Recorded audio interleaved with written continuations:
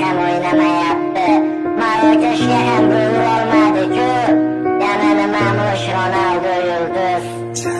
Futbolni irg'mak uchun o'ynamagan Cristiano, ko'plab yulduzlaring sindi lekin Ronaldo. Balki sen Messiga muxlisdan olmaysan, boshqasini uni qirol deya atab oldin to'pini sanarsan. Ammo qilgan harakating ketadi bil besamar. Ronaldo bo'lmaganda yulduz bo'larmish Benzema. G'iybatin qilib charchashmadi Portugal o'g'lonini, Messiga fanat deyishar Ronaldoning o'g'lini. Har daqiqa har soniyada to'xtamadi, yugurishdan kibrga bo'lmadi do'st, nochorlarga berdi yordam. Ronaldoni yomon deding, kulganing rost ustidan. Unda nega yaxshiliklarini chiqardingiz?